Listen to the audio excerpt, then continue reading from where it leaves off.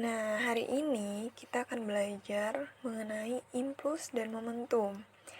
Sebelum memulai pelajaran, kita berdoa dulu yuk. Bismillahirrahmanirrahim. Rabbi zidni ilma warzuqni fahma waj'alni minas sholihin. Amin. Assalamualaikum. Bagaimana kabarnya anak-anak? Semoga tetap sehat selalu ya. Sebelum mempelajari lebih lanjut mengenai momentum dan impuls, kita tonton dulu cuplikan video berikut.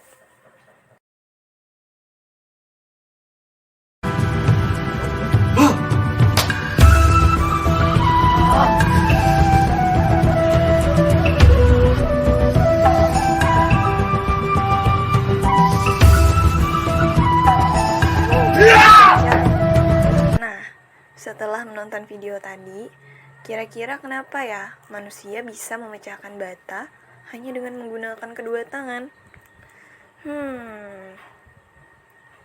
Apa ada hubungannya dengan momentum dan impuls? Betul sekali, jawabannya ada di pelajaran impuls dan momentum. Yuk kita mulai aja. Momentum didefinisikan sebagai ukuran kesukaran untuk memberhentikan suatu benda. Rumusnya adalah P sama dengan M kali V.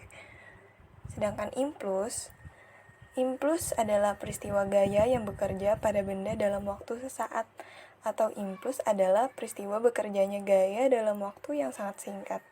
Rumusnya I sama dengan F dikali delta T. Contoh soal, di sini Ica yang memiliki badan gemuk dengan berat badan 110 kg berlari dengan kecepatan 72 km per jam. Berapa momentum yang dimiliki Ica?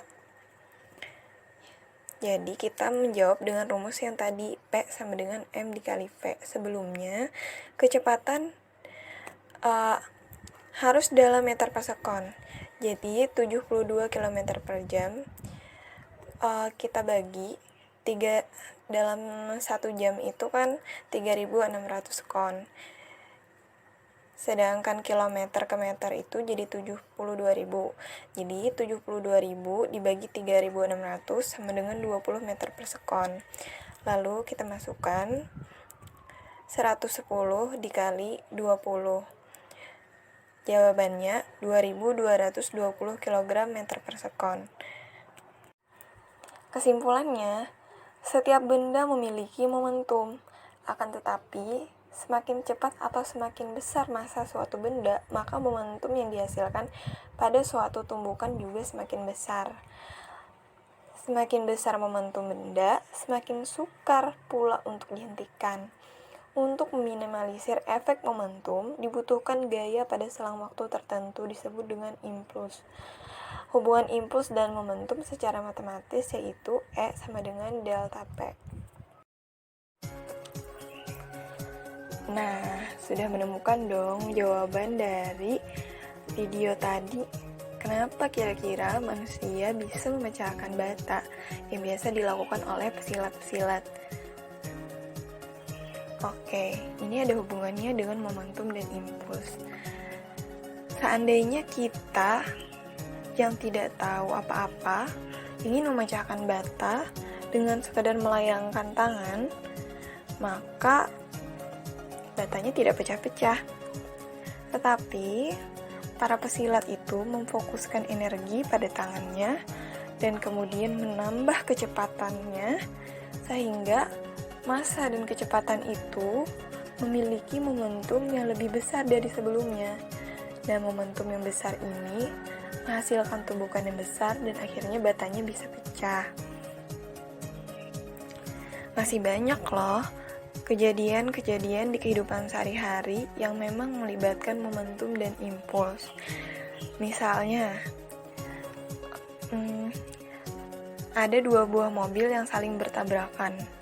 Itu karena momentum mereka sama-sama besar. Biasanya kan truk yang melaju sangat cepat dengan massa yang besar menabrak kendaraan bermotor yang juga memiliki kecepatan yang besar. Tetapi karena kendaraan bermotor ini masanya lebih kecil, sehingga dia tidak bisa mempertahankan posisinya. Lalu biasanya kan yang terpental itu pasti yang masanya lebih kecil. Seandainya dua buah truk yang memiliki massa yang sama dan kecepatan yang sama saling bertabrakan, maka momentum mereka itu sama besar.